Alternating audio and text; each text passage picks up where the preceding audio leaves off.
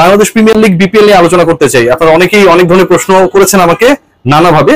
এক নম্বর প্রশ্ন যেটা, বিপিএল ম্যানেজমেন্ট ফার্ম নিয়ে এখন পর্যন্ত বাংলাদেশ ক্রিকেট বোর্ড অফিসিয়ালি কোনো ডিসিশন দেয় নাই।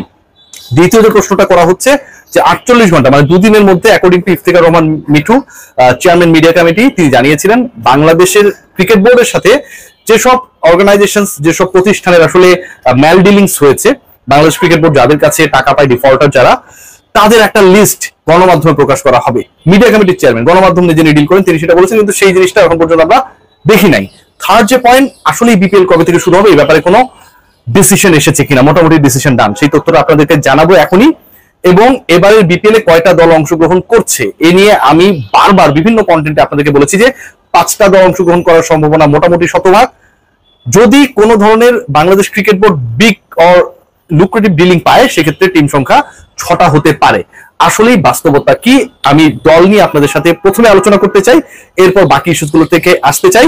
এবং সাব্বির রহমানকে কেন্দ্র করে রংপুর এবং বরিশালের বাইরে, রংপুর এবং বরিশাল, আবারও বলছি, বিপিএল এর সবচেয়ে গুরুত্বপূর্ণ যে দুটা দল, ফরচুন বরিশাল এবং রংপুর রাইডার্স, বসুন্ধরা গ্রুপের দল, অনেক বড় সময় ধরে বাংলাদেশ ক্রিকেটে কন্ট্রিবিউট করছে। এই দুই দলের বাইরে সাব্বির রহমানকে দলভুক্ত করার জন্য প্রবাবল ফ্র্যাঞ্চাইজি হিসেবে যারা কর্মকাণ্ড পরিচালনা করছেন, যারা রেসের মধ্যে রয়েছেন, তারা খুব বেশি আগ্রহী। আমার সাথে অন্তত 2-3 জন কথা বলেছেন বিভিন্ন প্রতিষ্ঠানের সাথে যারা জড়িত, the one Sabbir in their team. এই ডিসকাশনটাও করব, তার আগে একটু ক্লিয়ার করতে চাই যে টোটাল কয়টা দলে বিপিএল হবে, কারা অংশগ্রহণ করছে। শুরুতেই আপনাদের ক্লারিফাই করতে চাই, আপকামিং বিপিএল 5টা দলের বেশি নিয়ে হচ্ছে না। লাস্ট বিপিএল যদি আমরা দেখি সেখানটায় ছিল 7 দল, এবারের বিপিএল এ 2টা দল কমে গেছে, 5 দলের বিপিএল হবে। 5 দলের বিপিএল যদি হয় তাহলে আমি যেই আলোচনাটা করছিলাম একটু আগে যে রংপুর এন্ড বরিশাল, এই দুই দল কনফার্মড, যে যাই বলুক না কেন এই দুই দলকে বাদ দেওয়ার, এই দুই দলের বাদ করার কোনো ধরনের লজিক্যাল রিজন নাই। অন্য সবাই এক পাল্লায়, এই দুই দল আরেক পাল্লায়। সো রংপুর এবং বরিশাল ফিক্সড। এই দুই দল যদি ফিক্সড হয়, বাংলাদেশ ক্রিকেট বোর্ডের এই মুহূর্তে সবচেয়ে লয়াল কাস্টমার, বাকি থাকে 3টা স্পট। দেখুন, রংপুর এবং বরিশালের টেকনিক্যাল জায়গা যেটা, সেটা হচ্ছে নট রংপুর নাইদার বরিশাল, তারা কিন্তু বিপিএল এর কোনো ভেন্যু না।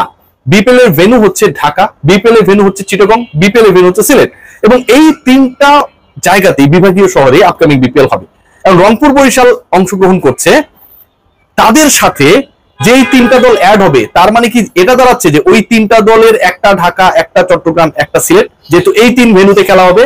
নো, এমন একটা ঘটনা ঘটতে যাচ্ছে যেখানটায় হোস্ট যেই শহরটা হবে, 3 শহরের এমন একটা ঘটনা ঘটতে যাচ্ছে যেখানে হোস্ট একটা শহর ধরেন হচ্ছে, কিন্তু সেই শহরের টিম আপকামিং বিপিএল এ না থাকার একটা বিশাল প্রবাবিলিটি তৈরি হয়েছে।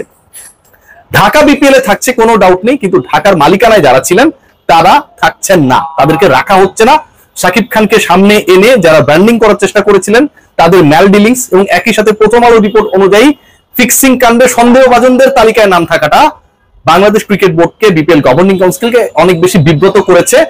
সেই ফ্র্যাঞ্চাইজি মালিকদেরকে আরো বেশি কন্টিনিউ করা, অন্তত পরের 5 বছর, এবার ডিলিংসটা হবে কিন্তু নেক্সট 5 ইয়ার্স এর জন্য, সেখানটা তাদেরকে রাখা 1 নাম্বার পয়েন্ট।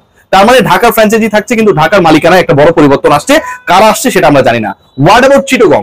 চিটাগং কিংস থাকছে কি থাকছে না, এই ব্যাপারে যখন আমি সামির কাদের চৌধুরী ভাইকে প্রশ্ন করেছিলাম, তারই ডাকা একটা প্রেস কনফারেন্সে তিনি কিন্তু ওই ব্যাপারে কোনো ক্লিয়ার অ্যান্সার দেন নাই। সো অফিসিয়ালি আমরা ক্লিয়ার অ্যান্সার পাই নাই। এখন যে ঘটনাটা ঘটেছে, আমি যতটুকু জানতে পারছি যে চট্টগ্রাম কিংস যেহেতু ক্লারিফিকেশন দেয় নাই, বা তারা যে থাকতেই চায় এরকম কোনো ধরনের বোল্ড ডিসিশন তারা দেয় নাই, অনেকেই কম বেশি আগ্রহী হয়েছে চট্টগ্রামের ব্যাপারে। আবার একই সাথে চট্টগ্রামকে যেহেতু termination notice Bangladesh cricket board পাঠিয়েছে, সেটা নিয়ে একটা লিগ্যাল ইস্যুস চলছে, সেটা যদি ফাইনালাইজ হয়ে যায় সেক্ষেত্রে চট্টগ্রাম দলের মালিকানায়ও পরিবর্তন আসবে এবং চট্টগ্রাম দল থাকবে। তার মানে দুটো ভেন্যু ঢাকা চট্টগ্রাম রিলেটেড যে আলোচনাটা হচ্ছে, সেখানে ঢাকা এবং চট্টগ্রামের টিম থাকবে, বা ঢাকা এবং চট্টগ্রামের নাম পরিবর্তন হচ্ছে। বিভিন্ন আলোচনা আপনাদেরকে বলেছিলাম যে খুলনাকে নিয়ে খুব বেশি প্রশ্ন নেই, কিছু কিছু ডিউস থাকতে পারে, কিছু কিছু ডিলিংস এর ডেডলাইন ফেলিওর থাকতে পারে, but the whole structure they maintain. গত 5 বছরে এটা নিয়ে খুব বড় কোনো প্রশ্ন নেই। মেহেদী হাসান মিরাজ থেকে শুরু করে যে ক্রিকেটাররা খুলনায় খেলেছিলেন, আপনারা সবাই জানেন, মাহিদুল অঙ্করও লাস্ট বিপিএল এ খুলনায় খেলেছিলেন, নাসুম আহমেদ সেই দলটাই ছিলেন। সো মোটামুটি একটা ভালো জায়ান্ট কিলার টিম ছিল। সেই দল যদি বিপিএল অংশগ্রহণ করে তাহলে সিলেটের সুযোগ নেই, তাহলে রাজশাহীর সুযোগ নেই। কারণ ঢাকা এবং চিটংকে যদি আমি অ্যাড করি, তাদের সাথে যদি থাকে বরিশাল এবং রংপুর, নাম্বার অফ টিমস 4টা হয়ে গেল।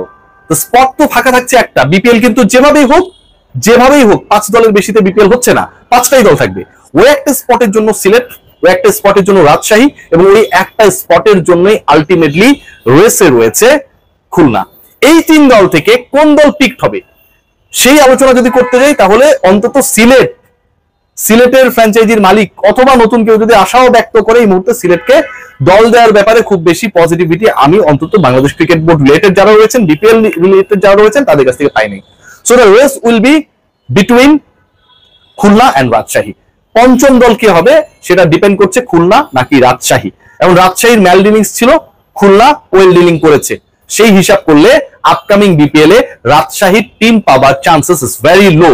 যেই পাঁচটা দলে বিপিএল হতে যাচ্ছে তার একটা রংপুর, একটা বরিশাল, আর বাকি তিন দলের মধ্যে একটা ঢাকা, একটা চট্টগ্রাম এবং একটা খুলনা, এখন পর্যন্ত যতটুকু ধারণা পেয়েছি। সো বিপিএলটা কবে থেকে শুরু হতে যাচ্ছে, ইটস ভেরি ইম্পর্টেন্ট কোয়েশ্চেন। সেই প্রশ্নের উত্তরটা হচ্ছে জানুয়ারি 15 তারিখে যে ডেডলাইনটা করা হয়েছিল বা বলা হয়েছিল, সেই ডেডলাইন থেকে বাংলাদেশ ক্রিকেট বোর্ড একটু এগিয়ে আসতে চায়। মানে বিপিএল করার যে পরিকল্পনা এবং সেটা শেষের যে পরিকল্পনা, সেটা অন্তত 10th জানুয়ারির মধ্যে শেষ করতে চায় বাংলাদেশ ক্রিকেট বোর্ড। এবং সেটা যদি তারা অ্যাকর্ডিংলি করতে পারে তাহলে বিপিএল শুরু হবে ডিসেম্বরের ফার্স্ট উইকে। পাঁচটা দলের বিপিএল করতে খুব বেশি বেগ পেতে হবে না, কারণ এখানটা আরেকটা ইন্টারেস্টিং ফ্যাক্ট থাকবে যে এলিমিনেটেড হবে আলটিমেটলি একটা দল। টপ 4 বা কোয়ালিফায়ার যেভাবেই বলি, এলিমিনেটর যেটাই বলি না কেন, সেই জায়গায় 4 দলকে আমরা পাবো। এবং বিপিএল এর প্রথম রাউন্ডটায় যেই দলটা আসলে ভালো দল করতে পারবে না তারাই বাদ পড়ে যাবে। So overall the discussion is that BPL মোটামুটি ফাইনাল, 5 দলের বিপিএল হচ্ছে। ও হ্যাঁ, যে আলোচনাটা আসলে মাঝখানে অনেকটা মিসিং হয়ে গেছে, কারা বিপিএল এর সত্ত্ব পাচ্ছে, মানে বিপিএল ম্যানেজমেন্টের দায়িত্ব পাচ্ছে, সেখানটায় আইএমজি পাচ্ছে, ইন্টারন্যাশনাল ম্যানেজমেন্ট গ্রুপ। এটাও ডান, 100% ডান। তাদের সাথে বাংলাদেশ ক্রিকেট বোর্ডের কিছু কমিটমেন্টস, কিছু এগ্রিমেন্টস এসব চলছে, এবং সেগুলো ফাইনালাইজ হয়ে গেলেই, কারণ বাংলাদেশ ক্রিকেট বোর্ড একটা সাস্টেইনেবল বিপিএল করতে চায়, ফিনান্সিয়ালি লস করতে চায় না, দলগুলোকে লাভবান করতে চায়, প্রশ্ন যেন তৈরি না হয় সেই ব্যাপারটা এনশিওর করতে যায়, যেটা গত 11টা এডিশনে হয়েছিল। সো আইএমজির সাথে ওই ব্যাপারগুলো নিয়ে ডিলিংস হচ্ছে। আজকে আপনারা সবাই জানেন 25th of August, আগামী 3 থেকে 4 দিনের মধ্যে it will be clear officially that IMG is going to be the partner of BPL, they will manage all the teams. So BPL হচ্ছে, 5 দলের বিপিএল হচ্ছে, সেখানটায় 4টা দল মোটামুটি কনফার্ম আমরা বলে দিতেই পারি। একটা স্পটের জন্য ব্যাটেলে শামিল হবে Sylhet, Rajshahi and Khulna. Let's see what happen, always hope for the best.